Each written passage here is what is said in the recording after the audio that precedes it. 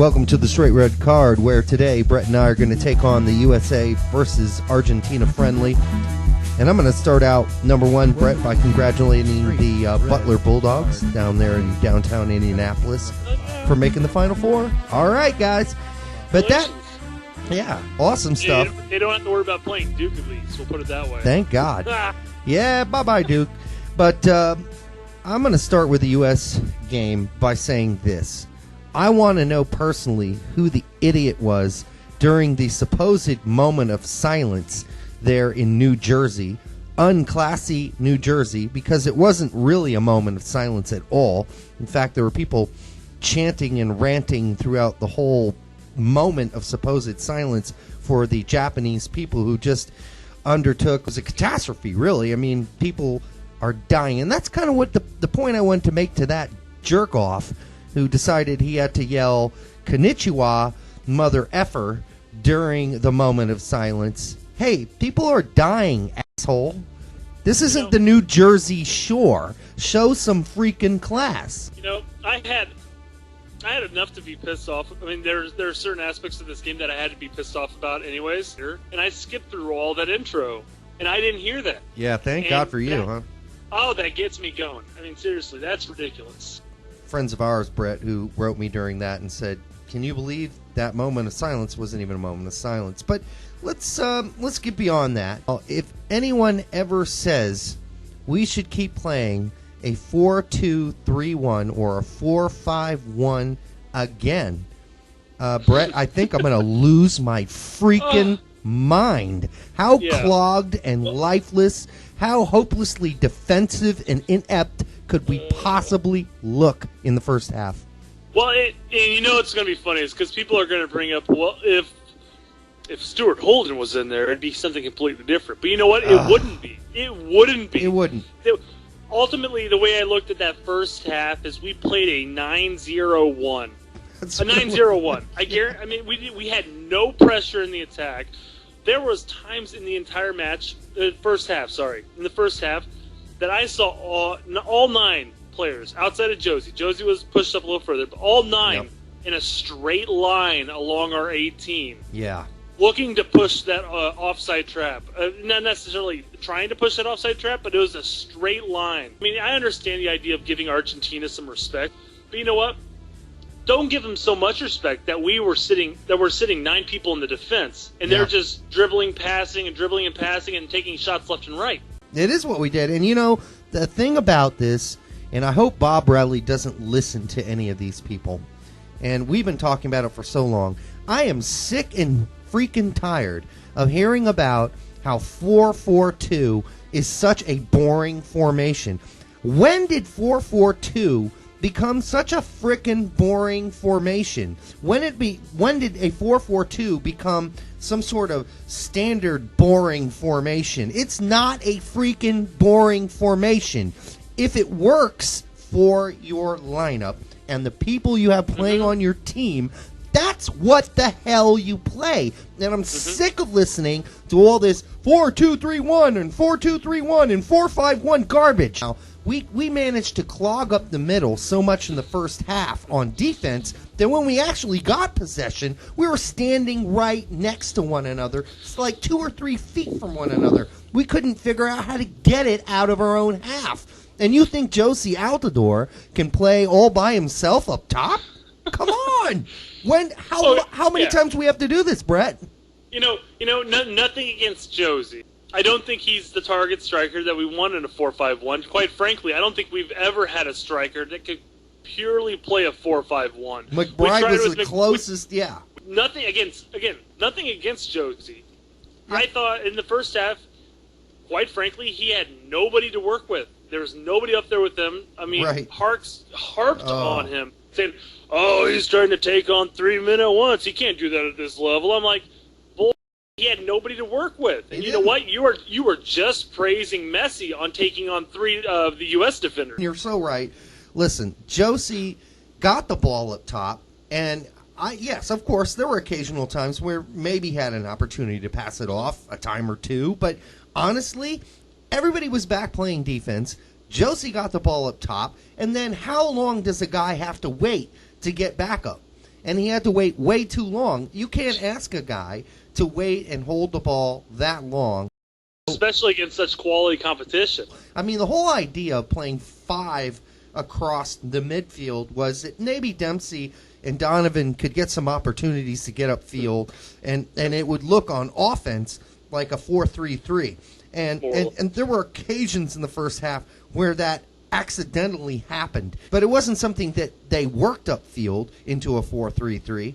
No, it was something that just kind of instantaneously happened. Whereas in the second half, when we play a 4-4-2 and everybody knows what the hell they're doing and where they're supposed to be on the field, when the ball is anywhere else on the field, that's when we made some real opportunities happen. That's when we actually had some possession.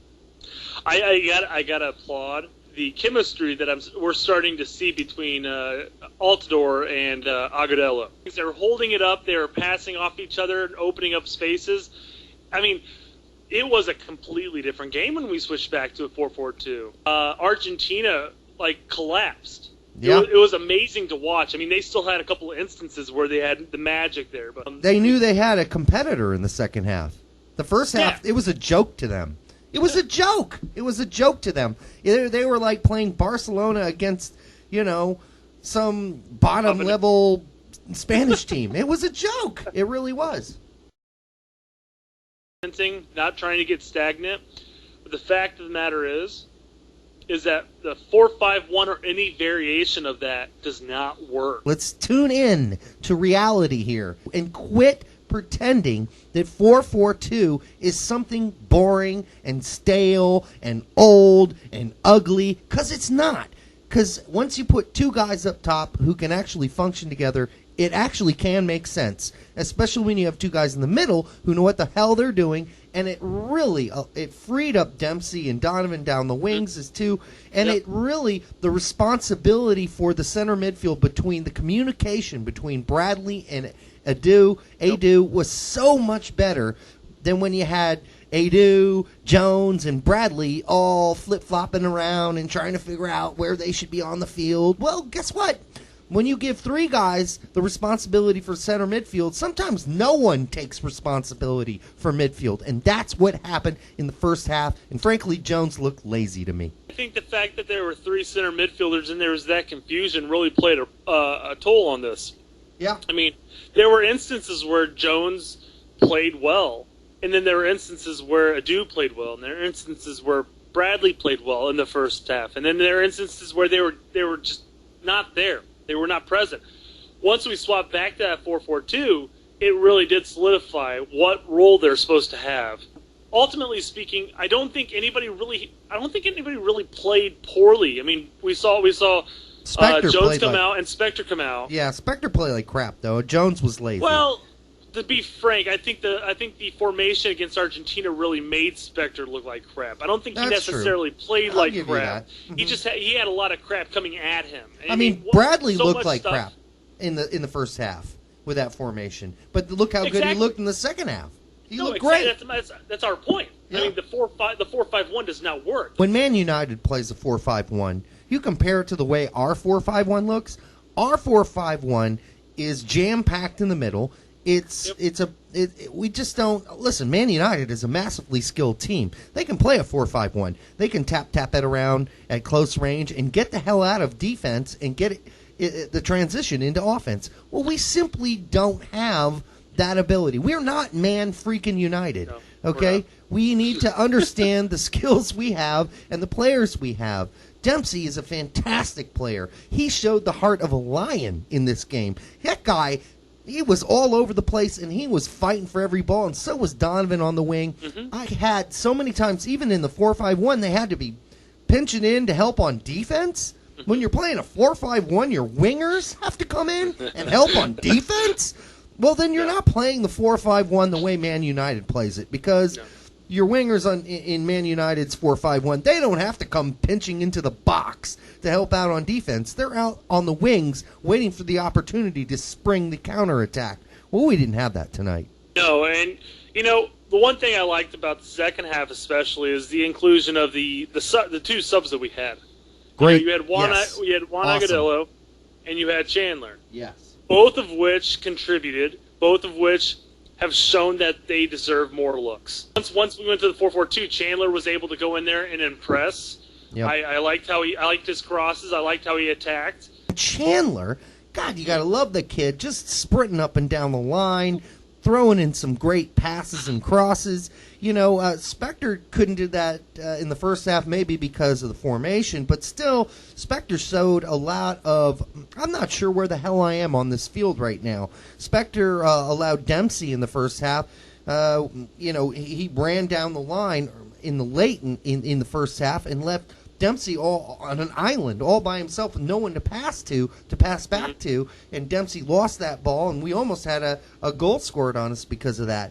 So Spector still shows sometimes a lack of understanding of where he really needs to be on the field, depending on the situation. Yeah. The only other complaint I would have tonight was the defense. And way too many bad passes and clearances upfield to no one in particular. How many long balls were there? To nobody.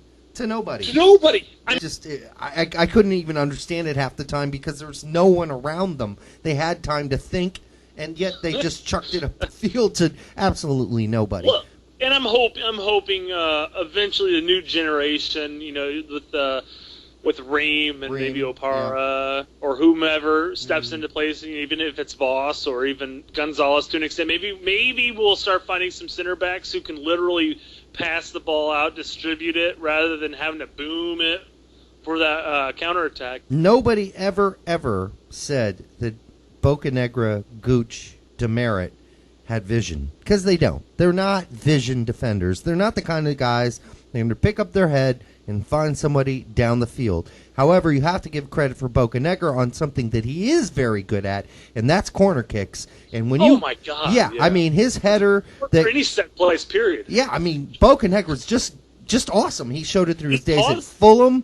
He was the cause of the goal. Really, his header caused the deflection that caused Agudelo to get that nice little tap in. Again, I said Dempsey played with the heart of a lion tonight. He didn't take any crap from anyone on Argentina. I love that attitude. I love that. Hey, I don't care if you're freaking Argentina. Yeah, exactly. Screw you. I'm freaking. Seriously, I'm Clint freaking Dempsey. F you. I love that attitude. I'd like to see more of that from the United States team. I thought we saw that from Chandler tonight. I thought Chandler said, I don't care who I'm playing against. I'm taking this ball down the wing, and I'm centering it. I'm taking on my guy, and I'm moving it down the wing. I like that attitude. And perhaps you're seeing that in the players who consistently play in top leagues. I mean, Chandler plays in the Bundesliga. You have Dempsey who plays in EPL. But I have to give credit to Howard tonight. Howard was fan-freaking-tastic tonight. Spot on, seriously. And the first goal, there's nothing he could have done about it. No, he made the save to stop the goal. Yeah. So to summarize, Brett, we're out of time.